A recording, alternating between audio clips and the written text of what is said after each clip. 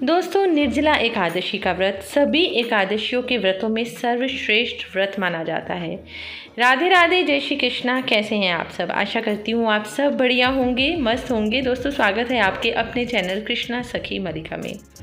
दोस्तों, निर्जला एकादशी आ रही है, जो कि सबसे बड़ी एकादशी है। हमारी 24 एकादशियों में से सबसे महत्वपूर्ण सर्वश्रेष्ठ एकादशी ये मानी जाती है। ये व्रत ज्येष्ठ माह के शुक्ल पक्ष में पड़ता है और इस व्रत को रखने से दोस्तों बहुत ही महत्वपूर्ण हमें शुभ लाभ मिलते हैं।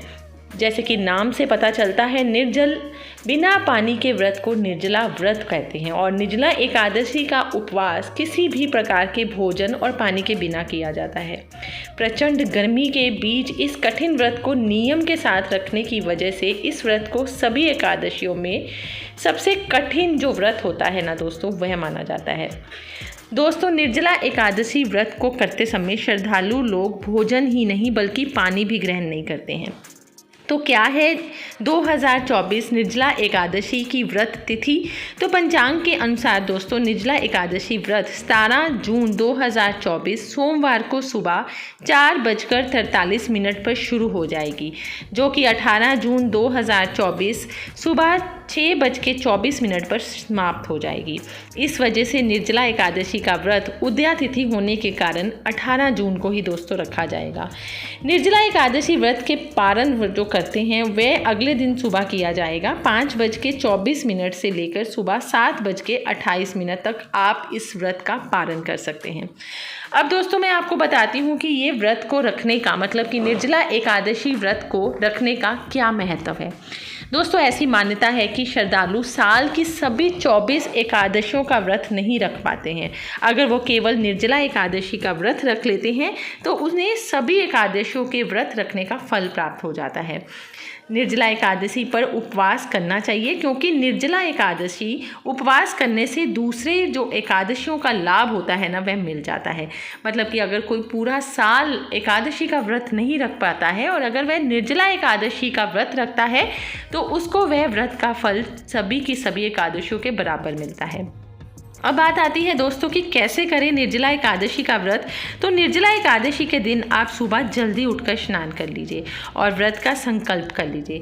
कोशिश करिए दोस्तों कि इस दिन आप अगर पीले रंग के वस्त्र धारण करते हैं ना तो बहुत बढ़िया है। पूजा घर को अच्छे से साफ करिए और वहाँ पर देसी घी का दीपक ज़रूर जलाइएगा दोस्तों। विष्णु जी की आराधना कीजिए और भगवान को पंचामृत का भोग ज़रूर लगाइए। विष्णु सहस्त्र नाम का पाठ हमें ज़रूर करना चाहिए दोस्तों। इस दिन व्रत कथा पढ़े, आरती करें और ओम नमो भगवते वासुदेवाय मंत्र का जाप जरूर कीजिए। इस दिन दान का दोस्तों विशेष महत्व होता है। अगर आप हो सके तो घड़े का या जो पंखी होती है या खरबूजे वगैरह होते हैं उनका दान का बहुत महत्व बताया गया है। ज़रूरतमंदों को अन्न, वस्त्र, जल, जूता, छाता, फल आदि का दान दोस्तों ज़रूर कीजिए। एकादशी तिथि भगवान विष्णु की पूजा को समर्पित होती है दोस्तों।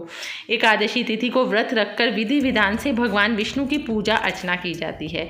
इसलिए ज्येष्ठ माह में के वर्ष की सबसे कठिन एकादशी जो मानी जाती है वह निर्जला एकादशी ही मानी जाती है दोस्तों।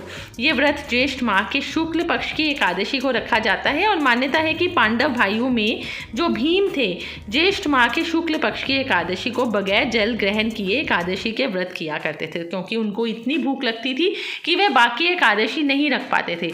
तो इसी तरह से भगवान से उन्होंने विनती की थी कि मुझे कुछ ऐसा व्रत बताइए जो कि मैं आसानी से मतलब कर सकूं, मैं बार बार व्रत नहीं कर सकता हूं। इसलिए भगवान कृष्ण ने उनको ये एकादशी का व्रत बताया था, जो कि निर्जल रख के सिर्फ एक बार साल में करना है।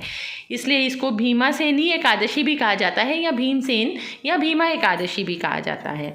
तो इस तरह से इस व्रत को करने के कारण भीम को मोक्ष और लंबी आयु का वरदान प्राप्त हुआ था दोस्तों। निर्जला एकादशी दोस्तों सभी व्रतों में विशेष मानी जाती है और इसे वर्ष भर की एकादशी के व्रत के बराबर माना जाता है।